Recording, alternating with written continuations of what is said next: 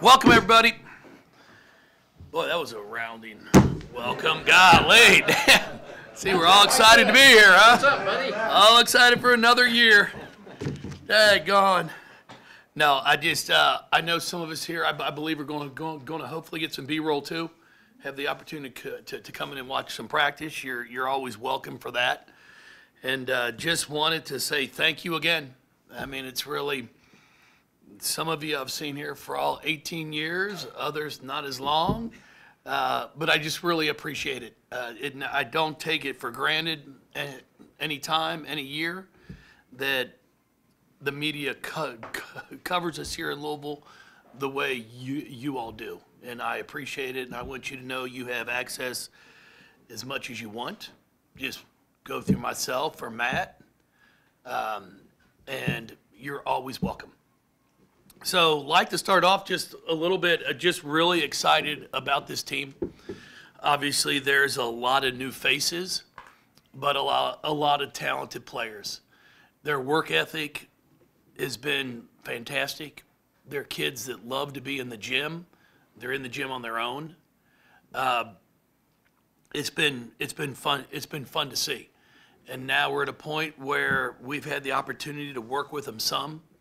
And obviously, today's our first full day of practice, and now we'll get a good chance over these next few weeks to see, who's going to try and separate themselves to earn that playing time.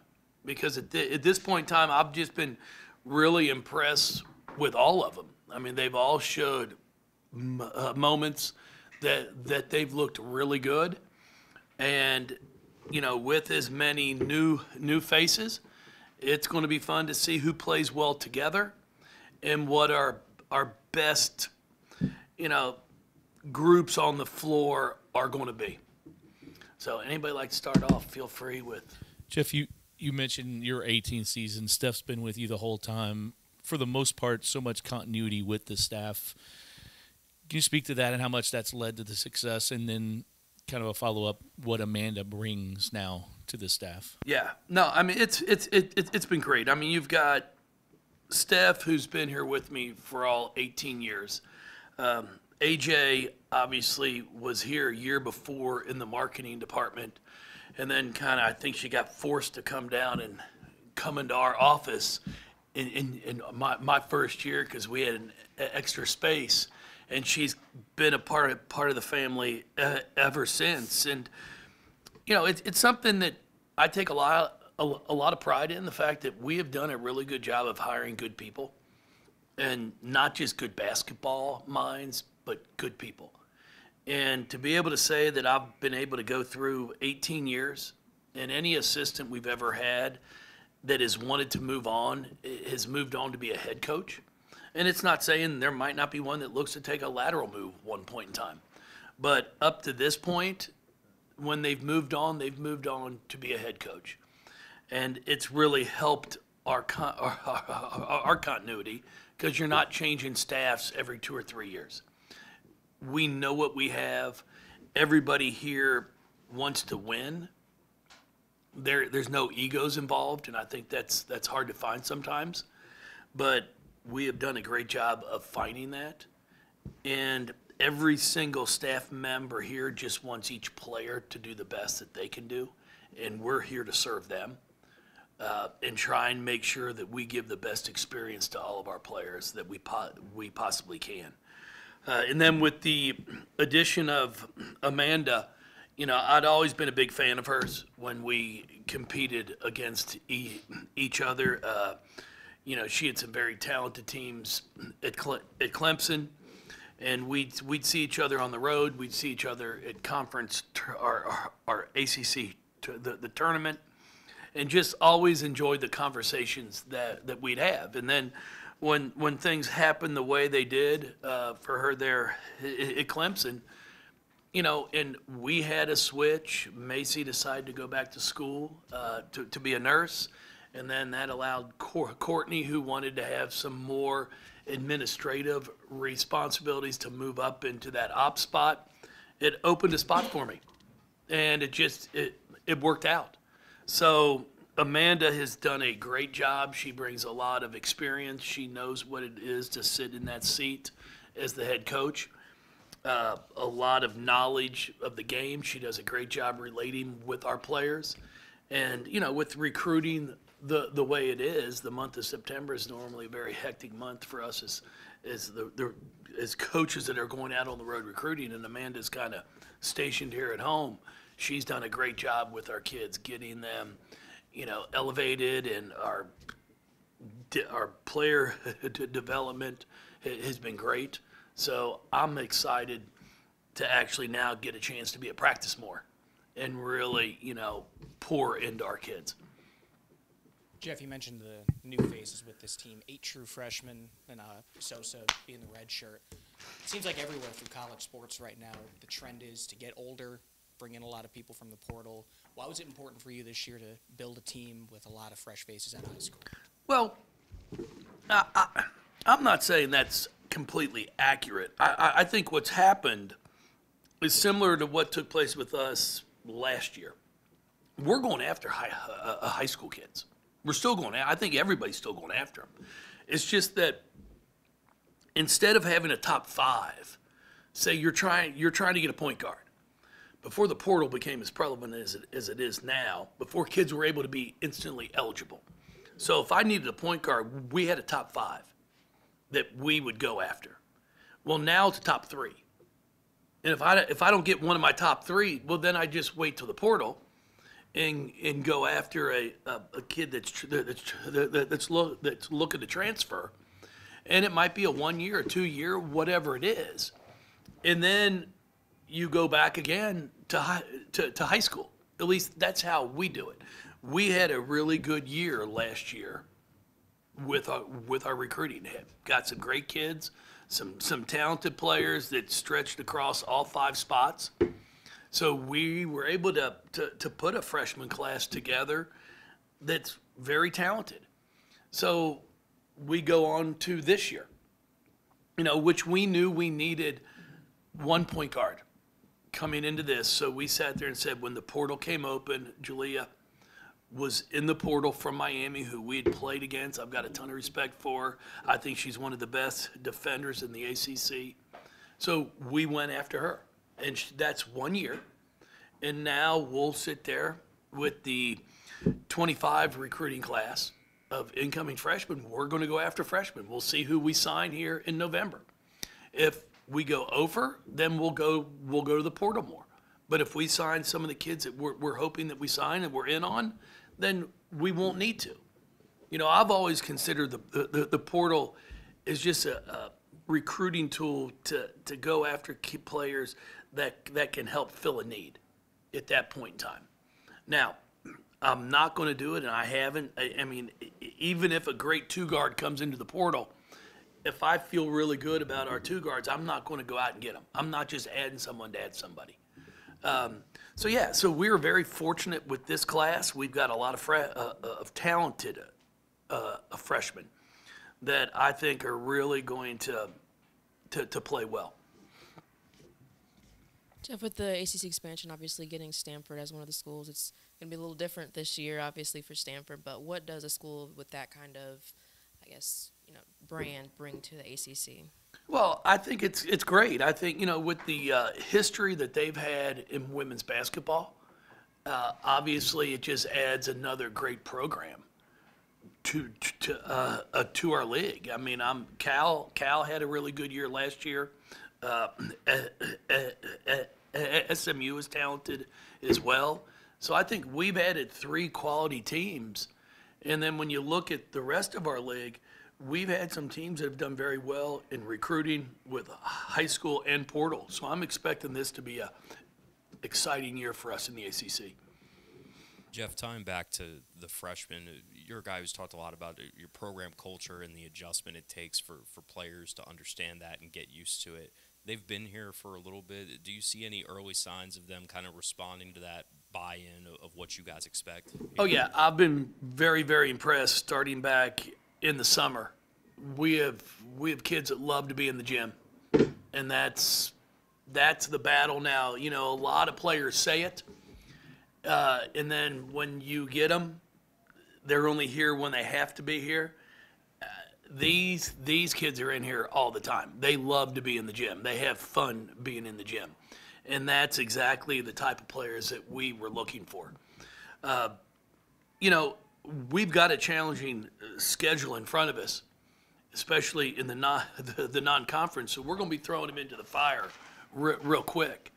And we've tried to prepare them for that. We've been a little bit, probably a little more intense at an earlier point during our practices, our individual workouts than we have in the past. But that's because you put a freshman out there. If they struggle, you take him out. You put in a junior. Well, we don't have a junior to put in. It's a freshman again. So I wanted to make sure. I'd rather be able to pull back some in mid-October than get to the middle of October and be like, oh crap, we got problems, and have to put the foot on the gas. So I've been very impressed with what I've seen so far. Jeff, the schedule comes out later tonight, the ACC, but your non-conference, you're going to get a lot of frequent flyer miles, if nothing else. Can you just kind of speak to how it came about? We talked to you about the Paris game before, but how everything else kind of came about with, some games that you had return trips, I think, to go places. Yeah, the Paris game was a opportunity to do something that not every program gets a chance. It's only the second year that they've actually done this event. A cultural experience for our kids as well, which has been great. It's going to be, a lot of activities for them to do. The Eiffel Tower, the Louvre. We'll be able to see things that they might not just go and see. I mean, I've been to Paris once, so I think it's obviously going to be a great opportunity basketball-wise, playing a really talented UCLA team. But overall, I think it's going to be a great cultural trip for our kids. And then, we're going to UT Martin. That's a return game from when UT Martin came here twice during COVID, if you all remember that. I mean, they came up here twice within a month and played us at home when we had a cancellation, they had a cancellation, and Kevin, their coach, is a good friend of mine. He's like, I'll come back up. And that's hard. That's hard to find. So I said, hey, if you'll do that, we'll return. And things didn't work out last year just because of dates. So they're going there. We were supposed to play in an event that we were hoping would be held like in Orlando during Thanksgiving, and then that fell apart. So Colorado ended up having an opening. We couldn't play at home over Thanksgiving because of some events that were going on in the Yum Center and in Freedom Hall. So we're flying there. So we've got some games. Our UConn game was going to be a home game this year, but the tournament organizer up there asked us if we'd come up, and it was a great opportunity to play in New York City. And it just happened to be against UConn, so then UConn will come back here next year to play. So, we do have more games on the road this year in the non-conference, but next year we have a lot of them that are coming back. So excited for that. Our game against South Florida down in Orlando is being put on by the Women's Basketball Coaches Association. Danielle Donahue, who runs that, asked me when we were up there playing in Toronto last summer, if we put this on, would you be willing to come down and play? I said, sure, it'd be great. And South Florida, very talented team as well. So we're going to have a lot of early games that are going to be challenging, and it's going to be fun, I hope. Coach, kind of piggybacking off that a little bit, with such a tough non-conference schedule, how do you think that's going to help the growth of your girls and leading into league play, and also what you guys want to accomplish later on in the postseason? Well, it's going to hopefully prepare us for what we're going to face come ACC. We've also got, as we just talked about, some really challenging road games. So it's not just playing them all here at home. We're at UK. We do play Oklahoma here at home, which will be a great game as well. But, it's not just playing in them. We're going to have to figure out a way to win some of them too. So I've always said you can put a great schedule together, a competitive schedule, but if you don't win them, it's not doing you any good. I'm not expecting us to go undefeated in the non-conference. Now, we're obviously going out there to compete to win every game we play. But I'm looking forward to seeing the type of growth that we can make from one game to the next. I think it was about halfway through last regular season, towards the end of it, when Liv decided that she was going to come back for her last year. Kind of a multi-layered question, but obviously how big is it for her to get one more run here and to kind of be meshing that final season with such a young team? Yeah, we were excited when she came up and talked to me and asked me about it and was like, I think I want to come back. I thought it was a good decision for her as well. And obviously with the experience that she has had here, the success that she's had, looking forward to her to having a really, really good senior year, a fifth year. And that is only going to help prepare her for after this as well. The leadership that she can help provide just from the battle she's been through, the experiences on the floor in the big games will be something I think our freshmen can really value. Yeah. Jeff, Go ahead, Ed. go ahead. That's all right. You go ahead. Jeff, you have Kenny Brooks now at Kentucky. I know you've known Kenny since he was in the ACC. What does he bring to Kentucky? And I know he'll probably be recruiting against you even more now. Kind of talk about him and what he brings to the table for them. Well, Kenny's done a great job. He's had a fantastic 4 or 5 years there at the end at Virginia Tech and did a great job with recruiting. So I think he's bringing a lot of excitement into UK's program. Obviously, they've just redone the Coliseum, which is a big thing for them as well. And he's a really good X's and O's coach. So I think we're going to have a lot of great games like we have in the past. And the recruiting front, everybody's been recruiting against each other. It's no, like now it's someone's here. It's the first time you'll be recruiting against them. So, anymore everybody's recruiting on a national stage.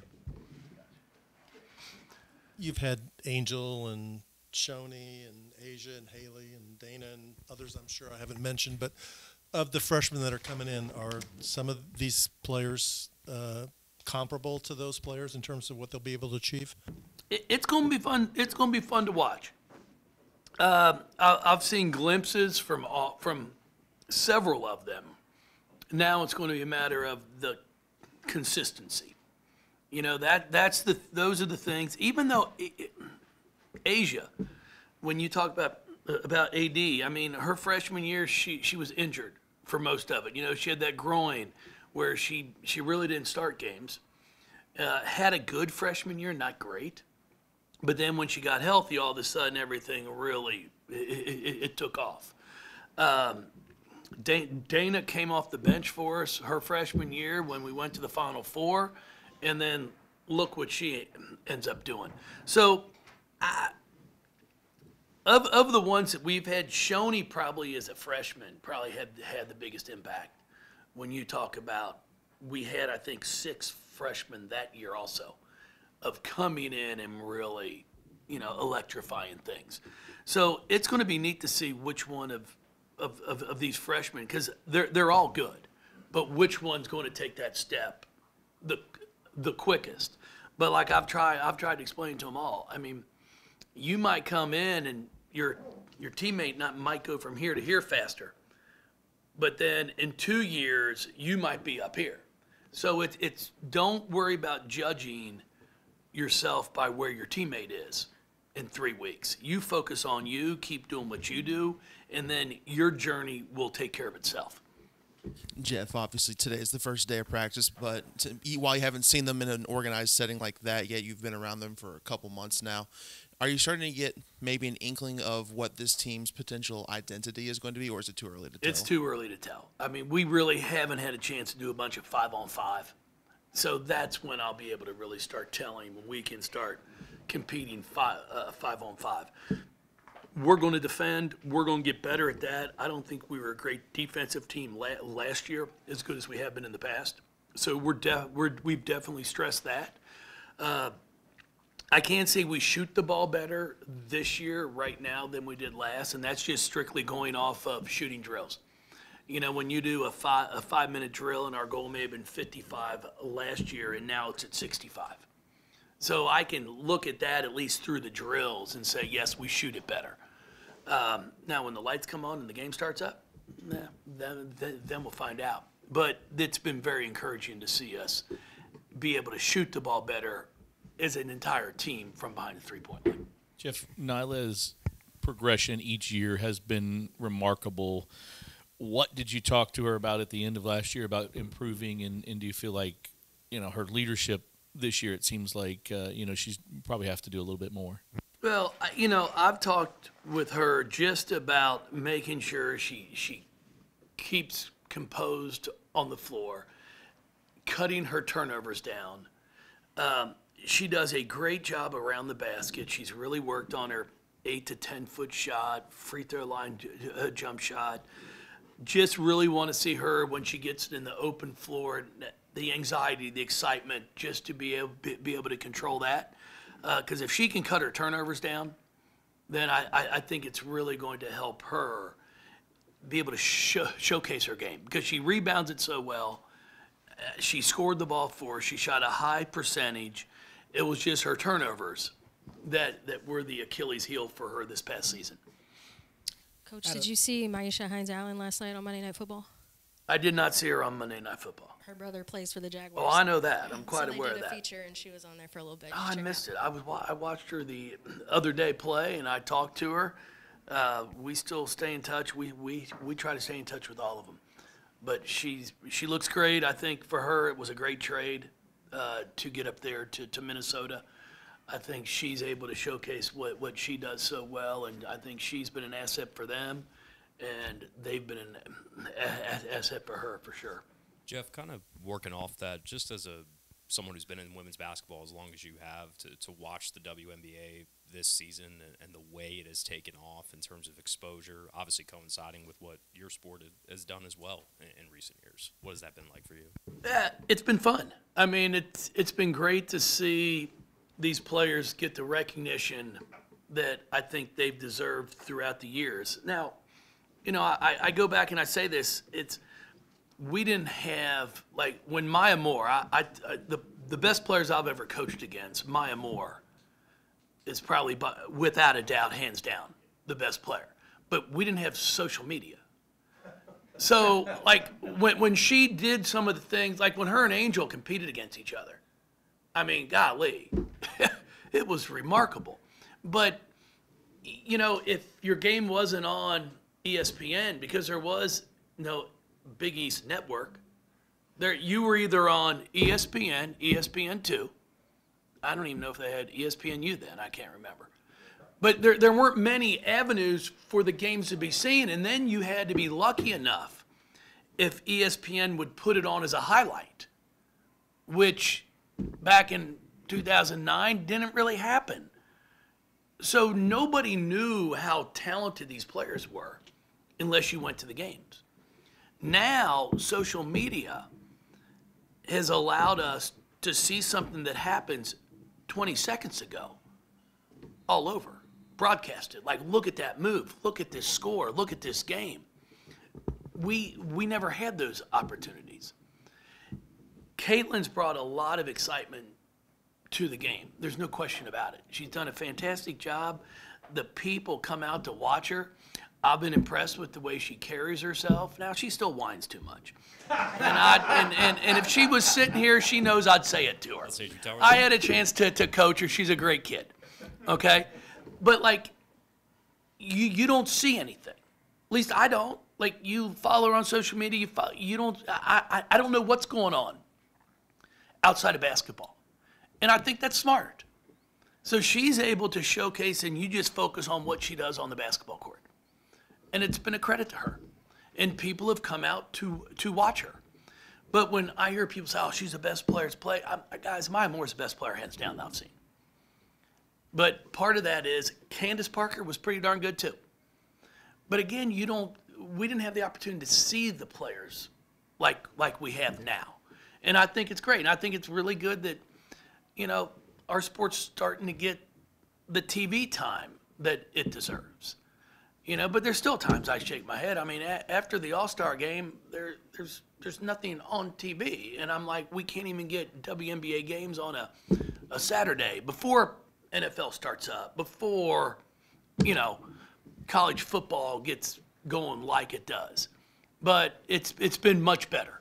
As a quick follow-up to that, Mayor Greenberg has talked about trying to get a WNBA team here, that he's been adamant about that. You've been on the record before saying you'd love that to happen. Is that something that he talks to you about at all, ask for an opinion or mention to him? Well, I think it's a great idea. I think it's a great concept. I think what people in Louisville would have to embrace and have to understand, it's the same challenges that we have at times when we host NCAA tournaments here. The prices go from $10 a game to $20 a game or $25 a game. Now we go from averaging 10,000 to getting 7,000. So I know a lot of people say let's bring it, but do we have the appetite to pay $20 or $25 a game every game? See, I think those are the questions that have to be. I'd love for them to bring a team here. I think it'd be great. I think some of our players that are playing in the league have the chance to play here would be fantastic. But you've got to make sure when you put something that the people are willing to pay the price. Jeff, real quick, just building off of that, the WNBA recently announced that they're bringing an expansion team to Portland. Do you still hold out hope that an expansion team could come here one day? Yeah, I mean, I'm not in any of those talks, so I have no idea. I mean, I look at a few of the places that teams are going, and I see the cities, and I think Louisville will be a great opportunity for some of them. We are in a unique situation, a unique market where you can get people from St. Louis, people from Cincinnati, from Nashville. Obviously, you have a team in Indy. But I think there's a pretty big population of possible women's basketball fans that could come in and watch games as well. As, a lot of if you want to see a WNBA game here, you're driving to Indy. So I think somebody in Cincinnati would drive here as well. And then with the extra things that our city has, with our Bourbon Trail and different, you could tie it in and make it a weekend as well. Out of all the freshmen, the two names that obviously stand out, Arenas, Randolph, when you have two players like that have just been around high-caliber basketball their entire lives, does that show even this early on in their collegiate career? Does something like that pop being around that type of basketball? Well, the one thing I've got to compare that with is, like, when I go watch my daughter playing the fifth grade teams, like, she's been around me. And I haven't seen much rub off. So, no, you know what? It's obviously they've been around basketball their entire lives, which is fantastic. But it's the one thing I don't talk about it.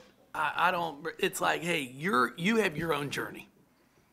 Azella has her own journey. Mac has her own journey, and I think that's what makes it special. Is their fathers had obviously great careers, but I never look at a kid and go, man, mom was really damn good. She's got to be good. It doesn't always work out that way, and I've seen some parents that weren't extremely athletic and their kids are fantastic. So I think them being around basketball is a good thing. So I think that's exciting for them. But I'm not going to sit there and say it's going to rub off or all of a sudden they're going to be first-team all-league players. But they're good. Yeah, you've been doing this a long time. You're always pretty honest about your teams. Is this a team that can compete for an ACC title and make an NCAA tournament? Oh, well, I'd be extremely disappointed if we're not in the NCAA tournament. Our league is very competitive. It's going to be exciting to see where we are come January. I like the depth we have. I like our size at all spots. Adding Jalea really helps us at the defensive end. We've got some quickness to be able to pick the ball up. Taj is a really good on-ball defender as well. At 5'10", she's long. She can really stay in front of people. So we're going to look a little different, I think, on the defensive end.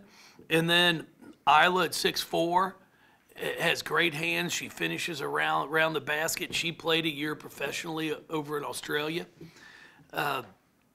So we have some kids that I think are going to be able to make significant contributions to our program. Now, they're going to be freshmen. So there's going to be some ups and downs, but come January, I think they're going to have seen enough playing time that they're going to hopefully be able to become consistent.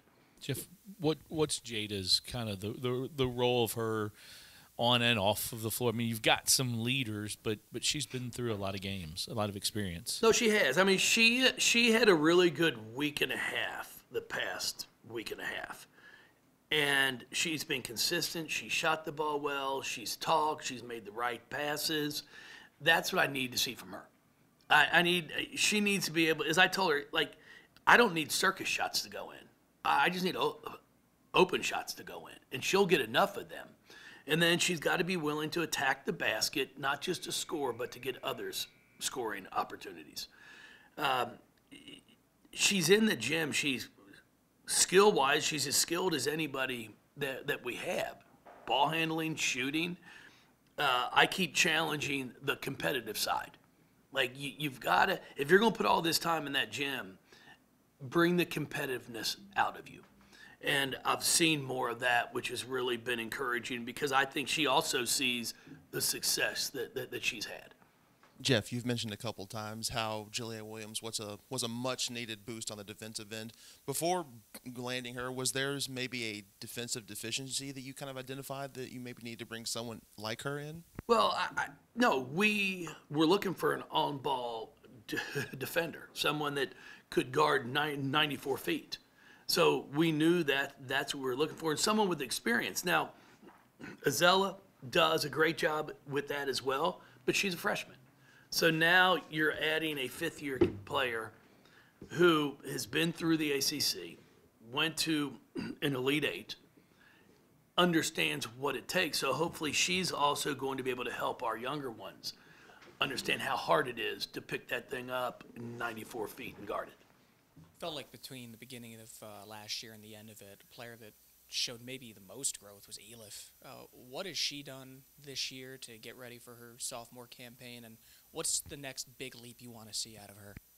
Well, she really had a good summer. I was fortunate enough to be able to be an assistant on that under-20 Turkish national team that she played on, and I thought she had a really, really good a tournament over there in Lithuania.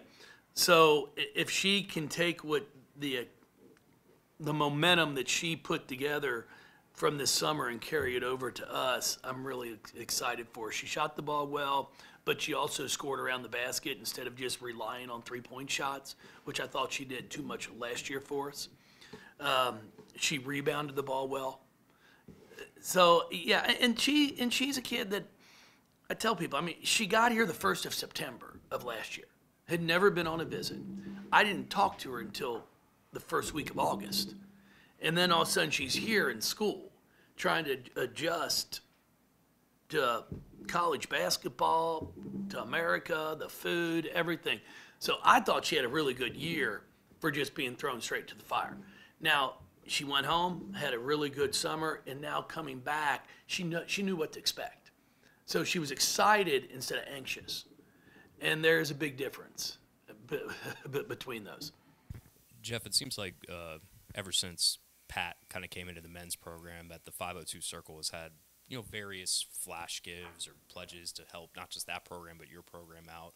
Where NIL stands with your program and how it's grown, or how have you seen it grow over the past year with you guys? Well, it's still something. We're still at the grassroots. I mean, we are working hard. 502 Circle's working hard. It's something I spend time every day on. Because until the House settlement comes out, if it ever gets settled on revenue disbursement, it's going out in the circle, having the opportunity to raise money, do different things. So yeah, I mean, we're fortunate to be in a town that supports women's athletics, and I think they want to see us do well. And as you know, going in this new world, you don't want to say it's the first thing that a kid asks, but it's top 3, top 4, and I don't blame them. I mean, but I'll tell you this, and I've shared it with some. I met individually with every single player on my team 2 weeks ago, sat down with them, and we went through all the basketball stuff, all the academic stuff, and then I sat down and I asked them if they knew what a Roth IRA was. And we sat down with every single one of them. And we have a financial advisor who's going to come in the next week or so. Every kid wants to set one up.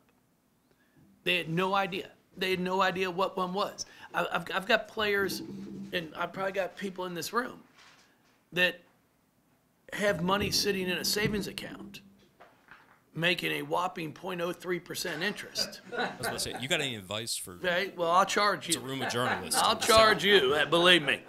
But so I'm sitting there, and which I enjoy doing. I'm secondary ed business. I wanted to be a business teacher. Best class I ever took in high school, my father taught, was business math.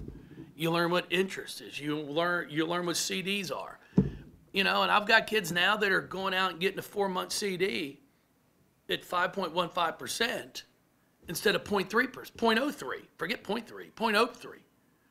And when I can sit down and show them, hey, look at the difference in the amount of interest you can make. And they're like, that's free money? I go, that's free money.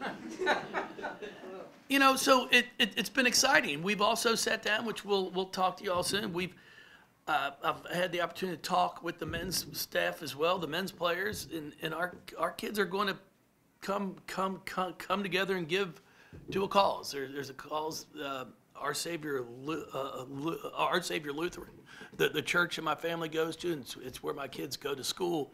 They've been raising money for all abilities playground, and Justin Thomas Foundation. There's a lot of foundations around the city are going all in to help, and it's something that one of the men's assistant coaches' wives works there. His daughter goes to school with my daughter.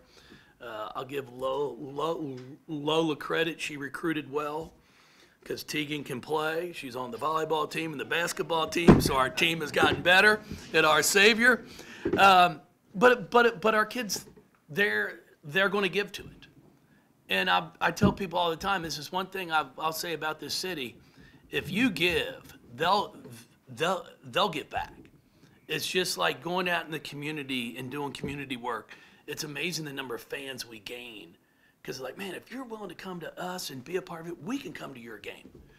But I just think it's real important. I think we're at a different point right now in college athletics where, when a player used to get cost of attendance, it was maybe $3,000, $4,000 for the year. Well, when that's all you're getting on, and I know you're getting a scholarship, don't get me wrong, but that scholarship's not covering you to go out to eat with your friends on a Friday night, okay? And you're not, up until this point in time, you weren't allowed to work. Now, with NIL, they are doing things that they can make some money. But I also want them to understand that it's important to give back. It's important to save. When I can sit down and I show these kids, okay, if you max out your Roth IRA at 7%, at $7,000 max a year, and start at 18, and you at 65, that thing's worth about $7.2 million. You should have seen their eyes. They're like, "Are you kidding me?" I'm like, no. But I broke it down even simpler. I'm like, just put $2,000 a year, and then $100 a month until you're 65, and that's about $1 million on about $75,000 contribution over that time. We're trying to set kids up for generational wealth, not just, okay, I got money now, I'm spending it, man, I want them to be able to hopefully take care of their families, take care of themselves. And if this can help that, then it's a win. But what I don't want them to do, and I tell them I don't want them to go out and buy a $100,000 car, $50,000 car, buy a used car. It still runs. I mean, trying to educate them on those things at this point in time. And it's been great because I've got a group that they really want to know and they want to learn. So we're going to win basketball games, but we're also hopefully going to teach them about finances. Are there any other life lessons that you're giving this young squad? I mean, I got a lot of them. I mean, I got a lot of them, young lady. I'll rattle tell them you. off. Go for it. No. We talk about everything. There's nothing we don't talk about. Is there something like having a group like this that is so brand new to college, to adulthood, that you, with your years of experience in coaching, that you want them to know certain things for sure so they're prepared not only for basketball but for life? Well, yeah, there's several. I mean, first thing we talk about is just to be a good person. Social media is brutal. And the ignorance of people is bliss. I mean, believe me, being Jeff Walz right now, you should see the emails I get. I mean, God, the stupidity is running rampant at this point in time. I'm told my family's embarrassed of me. How could I turn on my brother? My parents probably disowned me by now. Oh, yeah, no, it's beautiful. It's the emails. And then, you might not know our ones that have been here for a while. There's nothing better when they leave their phone number at the bottom. Oh, I call. I've had some. The biggest mistake is I should have recorded them. I have one gentleman that for about 3 minutes it was who's on first as he kept asking me about my brother Tim. And I said, I don't have a brother Tim. So you've disowned him. I said, no, I don't have one. So you're not acknowledging you have a brother Tim? I'm saying, no, I don't have one. And that went on for about 2.5 minutes. Then I finally said, now I do have a brother Scott and Brian.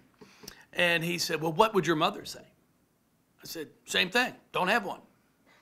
And then I was kind enough, and I thought I was nice enough to ask him, did you look at the email you sent this to? And Jeff@gocards.com. I said, yeah. You Googled it? And all of a sudden I hear him typing. He goes, oh, so you're a basketball coach? I said, yeah, that's me. And he reads down. He goes, so you do have a brother, Scott and Brian, and a sister, Jamie? I said, yeah, that's true. And no brother, Tim. He goes, okay, thanks. Click, hung up. It was great. Oh, yeah. No, it's been exciting. That's why I just laugh at the stupidity. It's people. I got one from a person that I asked why they sent it to me at 12:22 in the morning. They said, well, I just got finished watching Stephen Colbert. What? No, and Stephen said I should send an email. I said, wow, if he said to jump off the bridge, would you jump too? That's what we got right now. So we're trying to teach all these kids. I tell them, I'm like, social media, it's good for many things if you're smart about it. But it can also be terrible, especially as an athlete. I mean, don't look at it, guys. They kill you. You do good, they love you. You have one bad game, you're terrible. So you got to understand, you can't live and die by looking at it and seeing what's going to happen.